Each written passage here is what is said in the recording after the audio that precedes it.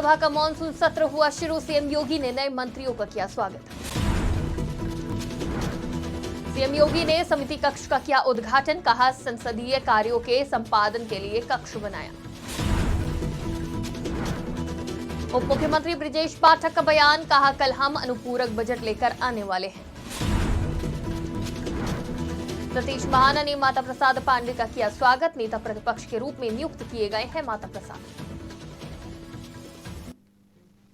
नमस्कार, आज की खबर में आपका स्वागत है। मैं हूं आपके साथ शिखा मेहरोत्रा। शुरुआत करते हैं उत्तर प्रदेश खबरों की। उत्तर प्रदेश में विधानसभा का मॉनसून सत्र शुरू हो गया है। वहीं योगी आदित्यनाथ ने विधानसभा में कहा कि 4 मंत्री हैं। पंचायती राज और अल्पसंख्यक कल्याण विभाग के मंत्री के रूप में ओम प्रकाश राजभर, प्रदेश सरकार में विज्ञान और प्रौद्योगिकी मंत्री के रूप में अनिल कुमार, प्रदेश सरकार में कारागार मंत्री के रूप में दारा सिंह चौहान और प्रदेश सरकार में कैबिनेट मंत्री के रूप में सुनील शर्मा को मंत्रिमंडल में शामिल किया गया है। मंत्रिमंडल के मेरे सहयोगी 4 मंत्रियों का मैं इस माननीय सदन से परिचय कराना चाहूंगा। इसमें पंचायती राज और अल्पसंख्यक कल्याण विभाग के मंत्री के रूप में श्री ओम प्रकाश राजभर,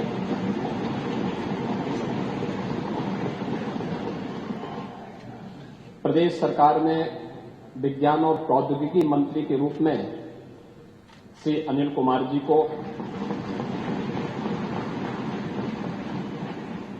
प्रदेश सरकार में कारागार मंत्री के रूप में श्री दारा सिंह चौहान जी को और प्रदेश सरकार में कैबिनेट मंत्री के रूप में श्री सुनील शर्मा जी को मंत्रिमंडल में शामिल किया गया है। यूपी विधानसभा सत्र की शुरुआत हो चुकी है, जो 2 अगस्त तक चलेगी। सत्र के पहले दिन विपक्ष ने जोरदार हंगामा किया। समाजवादी पार्टी के विधायक वेल में पोस्टर लेकर पहुंच गए। सत्र खत्म होने के बाद तमाम उत्तर प्रदेश के मंत्रियों ने क्या कुछ कहा, आप भी सुनिए। देखिए, सदन में चर्चा करने के लिए सदन होता है कि सदन वॉकआउट करके इधर उधर भाग जाने के लिए होता है। जो भी विषय है उस पर सरकार चर्चा के लिए तैयार है। जिस विपक्ष के पास जो विषय है उनको सदन के सामने रखें, सरकार उसका उत्तर देगी, जो समस्या होगी उसका समाधान करेगी। वैसे भी कुशासन से मुक्ति से करके जनता सुशासन में जी रही है। जो 5 जिले में बिजली देते थे, बाकी 70 जिले को बिजली के लिए तरसाते थे, आज तो सभी 75 जिलों में बराबर बिजली मिल रही है। अनुपूरक बजट जो जरूरतें हैं उसको कल जब पेश किया जाएगा तो उसके बारे में बताया जाएगा। समाजवादी पार्टी का पीडीए बहुत बड़ा धोखा है।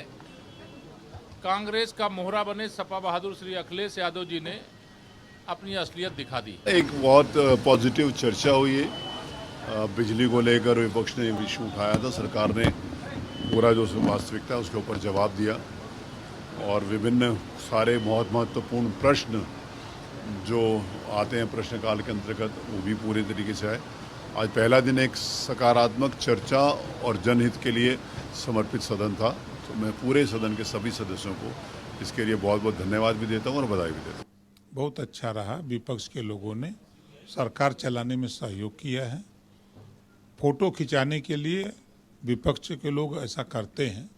हम 7 साल से देख रहे हैं कि ये लोग फोटो खिंचाने गए, कम लोग थे, फोटो खिंचवा लिए फिर चले आए। मुश्किल से हमको अंदाजा है कि 1.5 मिनट तक ये लोग विरोध प्रदर्शन के लिए फोटो खिंचवाने के लिए खड़े हुए, फिर चले गए। कुछ लोग छूट गए थे फोटो खिंचवाने के लिए, तो फिर बीच में आ गए थे 2-3 मिनट के लिए फोटो खिंचवाने। और का सदन तो चला, प्रश्नकाल चला, जो विधेयक थे वो पास हुए। उसके बाद नियम 56 में चर्चा हुई।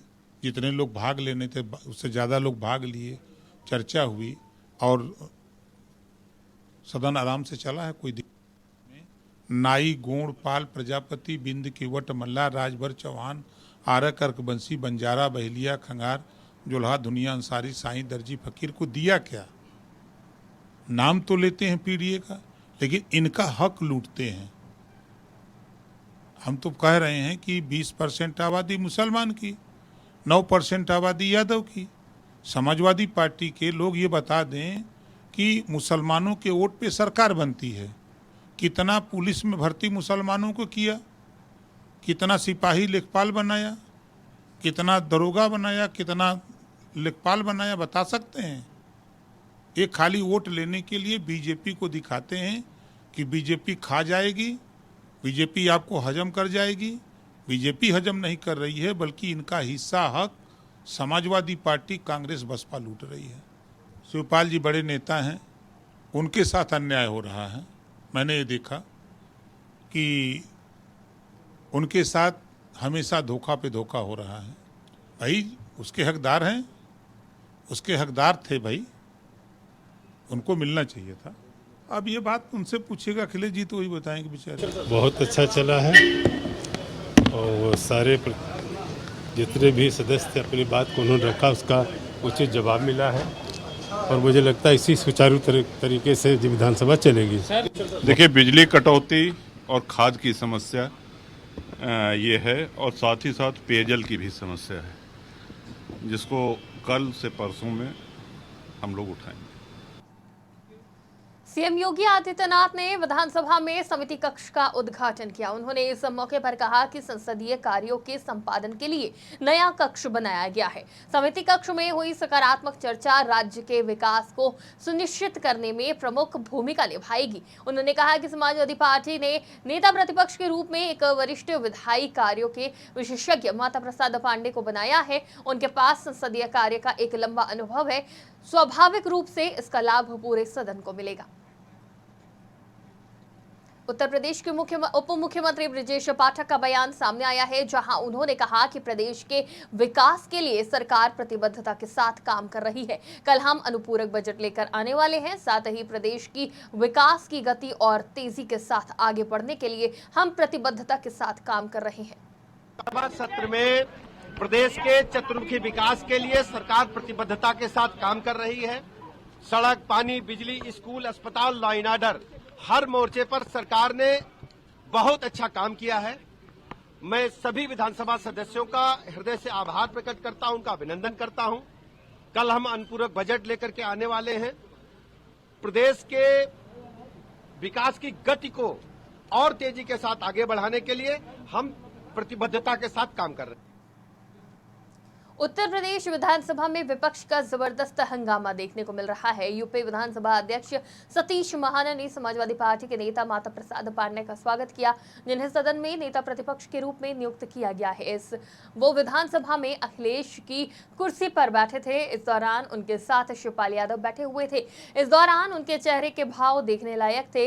इससे पहले योगी आदित्यनाथ ने विपक्ष से सदन में सहयोग देने की अपील की, लेकिन उनकी इस अपील का कुछ असर सदन में दिखाई नहीं दिया।